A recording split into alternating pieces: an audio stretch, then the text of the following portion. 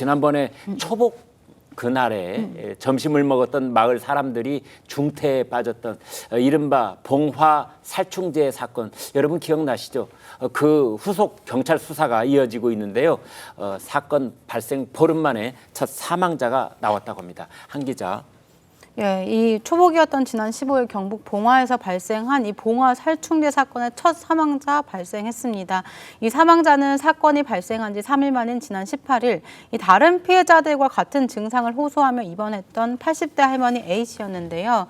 이 몸에서는 살충제 등의 성분이 검출돼서 중환자실에서 치료를 받아왔습니다. 입원한 지 12일 만에 결국 사망에 이른 겁니다. 이 A씨는 5명의 피해자 중에서 마지막으로 입원한 피해자였는데 이 사건의 용의자 중 한 사람으로 지목된 인물이기도 합니다. 이 A씨를 뺀 나머지 피해자 중 4명 중 3명은 현재 퇴원한 상태고요. 이 1명은 여전히 중환자실에서 치료를 받고 있는 상태입니다. 이 경찰은 퇴원한 할머니들에 대한 조사를 시작했다면서 좀 이 할머니들의 건강 상태를 고려해서 조사 속도를 좀 조절할 것이라고 밝혔습니다. 네. 자, 이 변호사님. 네. 그러니까 피해자이면서 동시에 이제 용의선상에 올랐던 분이 이제 사망을 한 건데 그러면 사건 수사는 어떻게 되는 겁니까?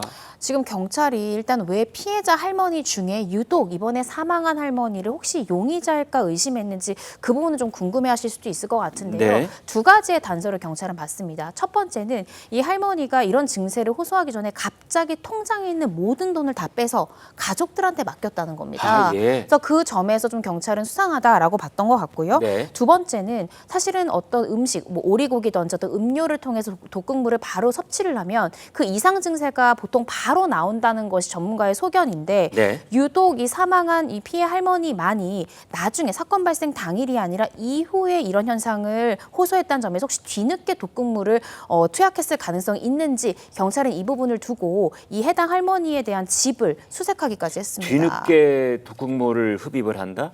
그러니까 자기가 용의선상에서 벗어나기 위해서 자기도 피해자 중에 한 사람이라는 것을 드러내기 위해서 그랬던 것이다. 네, 그렇게 경찰은 가능성을 보고 네. 이 해당 할머니 집을 수색하기도 했습니다. 네. 최국장님, 그런데 나중에 보도된 바에 따르면 뭐 경로당 주방 문제를 놓고 갈등이 있었다 이런 얘기가 있었더군요. 그렇죠. 경로당을 이제 주로 운영하는 그 분들이 계실 거 아니겠습니까? 이 운영하는 분들 회장단이라고 우리가 얘기하죠.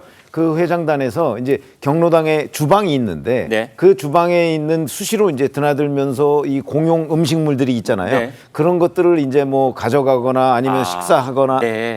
이제 뭐 이런 분들이 있었다는 거예요. 네. 그러니까 이제 회장단이 그 부분을 통제하려고 했다는 거죠. 네. 이 문제를 둘러싸고 이제 회장단과 일반 회원들 간에 좀 갈등이 있었다는 거거든요. 네. 혹시라도 이 부분이 이번 그 사건의 한 단서가 되지 않을까 지금 경찰이 그렇게 보고 있는 것입니다. 네. 이런 비슷한 사건들이 이제 왕왕 있었는데 네. 그 몇몇 사건들은 미제에 빠지기도 했잖아요. 네. 이번도 그럴 위험성이 있습니까? 그러니까 용의자 중에 한 명이었던 할머니가 사망하면서 혹시 미제 사건으로 남을 수 있는 거 아니냐라는 의구심들이 드는데요. 네. 일단 경찰은 그럴 가능성 없다. 왜냐하면 상당한 증거를 이미 우리가 파악했기 때문이다라고 이제 입장을 밝히고 있습니다. 네. 그리고 이 해당 할머니 사망 여부와는 무관하게 이 사건의 수사는 계속 진척할 것이다라는 의사를 밝혔고요. 네. 또 지금 현재 할머니들께서 이제 하나 둘씩 계속 퇴원하고 계시잖아요. 그래서 퇴원한 할머니들 대상으로 대면 조사도 벌일 것이라고 하고요. 이미 지난 28일에 이 퇴원한 할머니 중 한 분을 대면 조사 마쳤다고 합니다. 이후에 할머니들께서 이 캐치하셔서 이제 퇴원하실 경우에는 조금 더 뚜렷한 증거들이나 진술 증거들이 나올 것 같습니다.